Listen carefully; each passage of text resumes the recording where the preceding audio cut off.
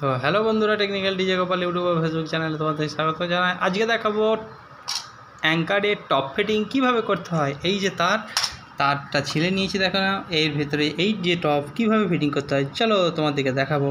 Open করে নিই, এই যে খাপগুলো প্রতিটা খুলে নিই। দেখো এই খাপের ভিতরে কি আছে, টপ আছে, টপ 16 অ্যাম্পিয়ারের টপ। ওকে, টপগুলো ফিটিং করবো, চলো। টপগুলো সব খুলে নিয়েছি, এই দেখো সব ফাঁকা। এই টপগুলো এবারে কাজ করব, এখানে লাগাবো কিভাবে দেখো, কানেকশান করবো। এবার এগুলো আমি পরপর একটা করে সকেট সব খুলে নিয়েছি। এরপরে আমি পড়াবো এই তারে, চলো।